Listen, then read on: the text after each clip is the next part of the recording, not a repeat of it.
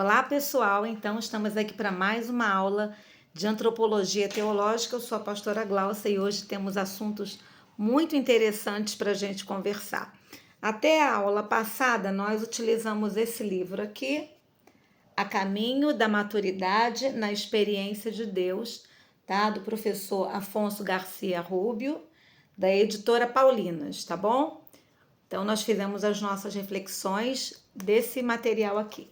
E hoje nós vamos começar usando esse livro aqui, Unidade na Pluralidade, que é um livro uma pesquisa bem completa, bem bacana, também do mesmo autor.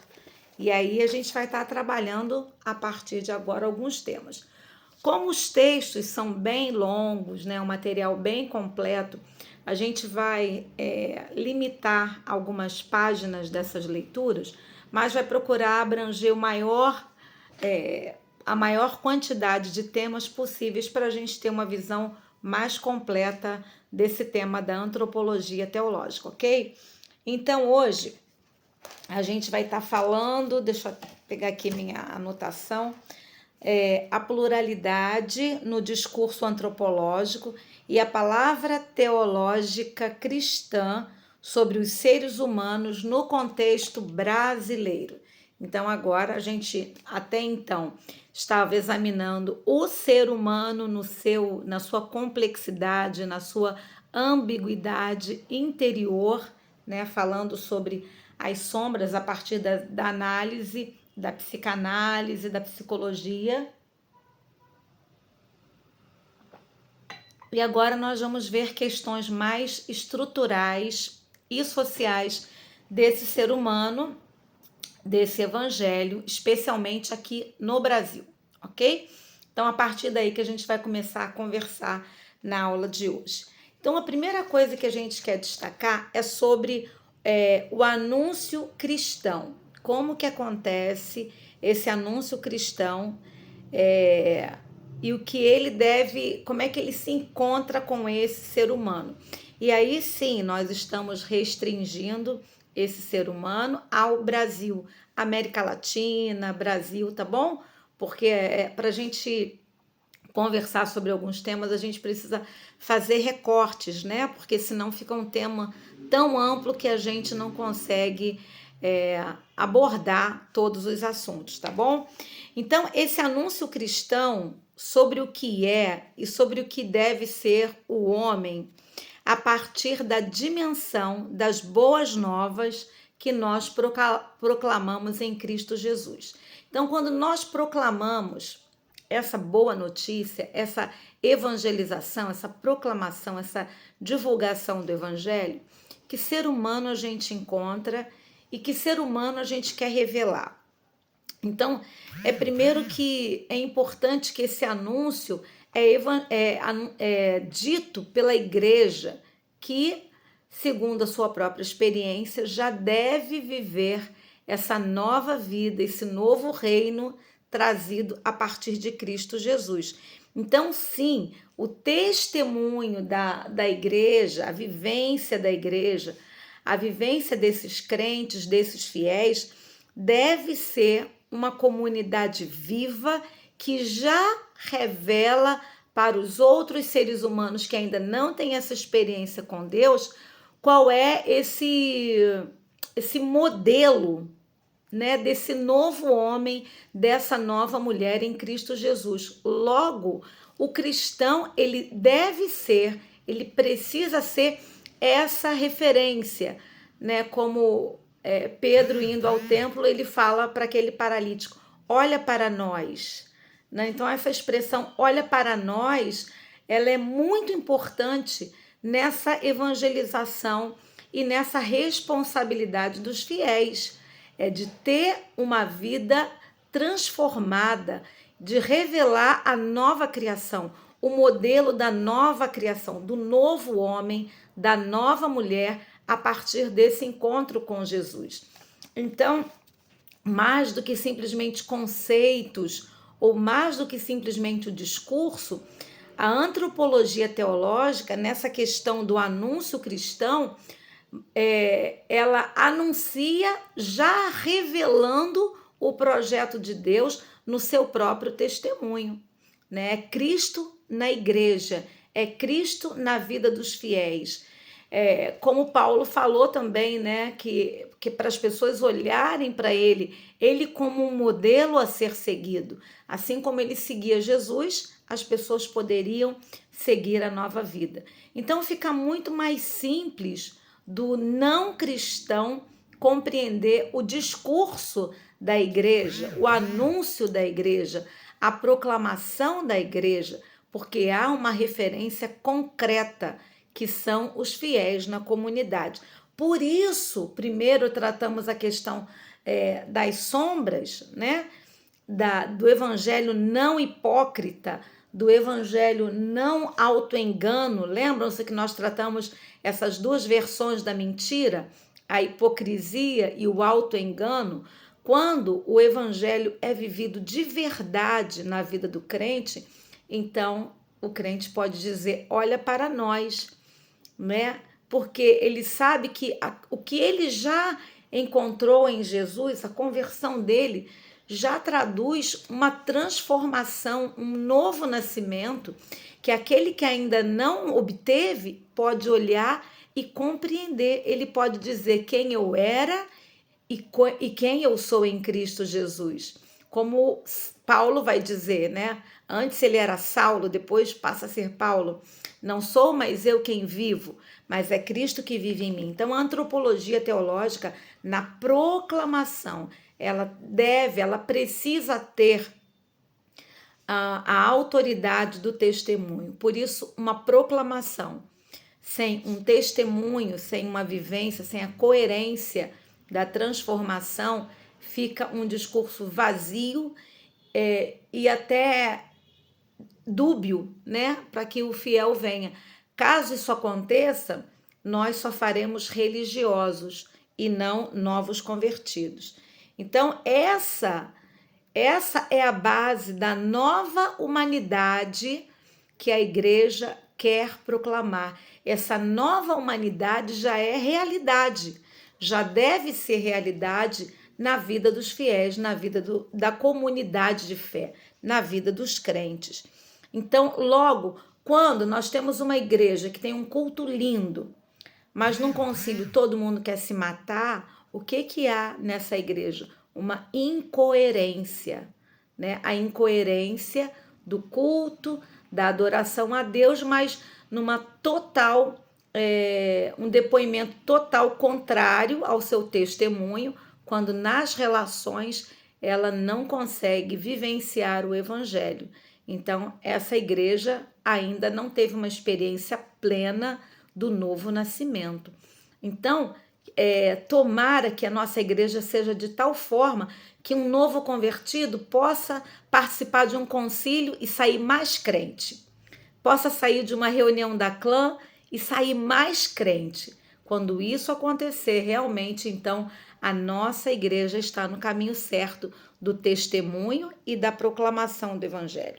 Então, a comunicação da verdade cristã sobre o homem, ela precisa desse discernimento da comunidade, né? E ela precisa revelar o imperativo da justiça e da solidariedade concretamente, tá?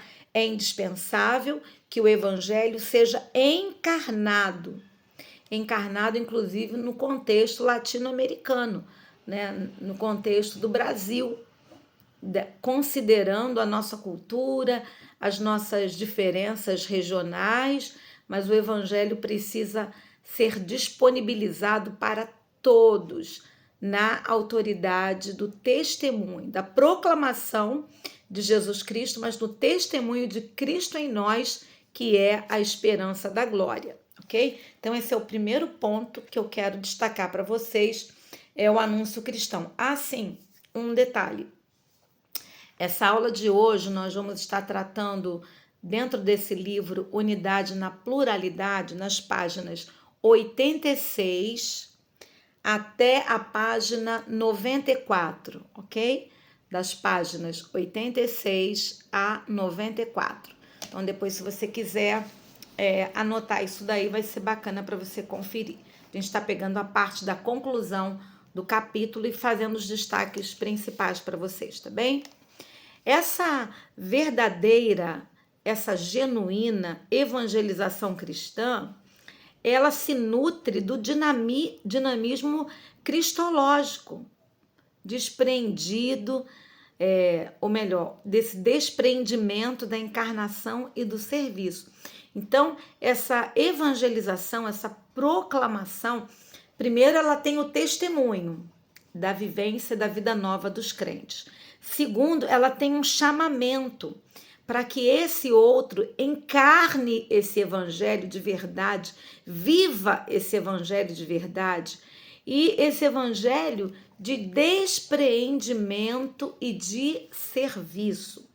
Lembrem-se que nós falamos também no livro anterior, nas aulas anteriores, sobre o serviço, né? Os fariseus, eles, que é a parte da mentira, do autoengano, né? Eles achavam que eles eram super, né? Eles eram como divinos praticamente. Então eles precisavam ser servidos, reverenciados, eles precisavam ser colocados em destaques. Mas, como nós lembramos de João Batista, que ele cresça e eu diminua. Então essa precisa ser a tônica da pregação dentro da antropologia teológica. Então, o ser humano verdadeiramente convertido, verdadeiramente cristão, a tônica da nossa proclamação, do nosso discipulado, deve ser nessa encarnação no Evangelho, ou seja, não vamos fazer pessoas religiosas, embora elas precisem ser comprometidas com a obra do Senhor, mas é muito mais do que isso, é encarnar na sua vida diária esse desprendimento da vaidade, da arrogância, né, da inveja, do orgulho, e realmente se colocar a serviço daquilo que for necessário. E sabe, nem sempre o Senhor vai nos convidar para fazer coisas que nós já sabemos. Em algumas ocasiões, o Senhor vai suprir a necessidade da comunidade nos chamando, e a gente precisa dizer: eis-me aqui, eu nunca fiz, Senhor, eu nunca fiz isso, mas eu estou aqui, é o que está precisando, então eu estou aqui. Senhor, eu nunca dei aula para as crianças, mas está precisando, eu estou aqui. Senhor, eu nunca trabalhei com ação social, mas está precisando, eu estou aqui. Então é se colocar à disposição, é gerar nesse novo crente, através do discipulado, esse entendimento que nós fomos salvos para servir, para abençoar, e não aquele evangelho infantil que eu só quero receber igual a criança, né? A criança vai na rua, e muitas crianças fazem isso, né? E elas apontam: eu quero aquilo, às vezes fazem birra, né? Eu quero aquilo, eu quero aquilo, eu quero aquele brinquedo, eu quero aquele sorvete, eu quero. Então, quando um cristão ou uma pessoa, um ser humano age assim, ele está demonstrando um infantilismo na fé. Ele não compreendeu que maior é aquele que serve. Adulto é aquele que serve. Maduro é aquele que serve. E não aquele que sempre quer ser servido, ok? Então, esse dinamismo sempre guiou o caminho de Jesus. A gente sempre vai ver Jesus, né, chamando as pessoas para essa disponibilidade, para essa entrega, para esse serviço, para essa verdade, né, para essa confiança, essa lealdade. Lembrem-se, voltem para as aulas anteriores, nós falamos sobre o conceito de verdade no Antigo Testamento e no Novo Testamento. Às vezes a gente quer pegar a palavra verdade e usar conforme o conceito que nós temos atualmente. Então, por favor, verifiquem isso para a gente não falhar, né, naquilo que a gente tem que comunicar nas nossas pregações, nos estudos, nas abordagens, na nossa compreensão, ok? Então, esse dinamismo, ele é capaz de abrir as culturas. Quando nós pregamos um evangelho de disponibilidade, de encarnação. Ou o que eu chamo de encarnação? Eu não, né? A teologia. A gente, assim como Deus encarnou, Deus se fez homem, nós precisamos também encarnar o evangelho na nossa vida, verdadeiramente, com todo o nosso ser. E aí nós vamos então entender a vocação básica da igreja, que é proclamar e é servir. E quando a gente deixa isso para segundo plano, então nós seremos tentados a ter um caminho de querer ser dominadores. Quando a gente olha aí até na história, né? Em quantos momentos a igreja, e aí quando eu digo igreja, eu não estou dizendo igreja evangélica ou protestante, estou falando da história da igreja. Quantas vezes a igreja se perdeu quando ela deixou de enxergar essa perspectiva de disponibilidade, de entrega, de encarnação e de serviço e passou a querer dominar as culturas, dominar através, tendo até exércitos, dominar através do poder político, dominar através das riquezas, né? Então, vamos prestar atenção.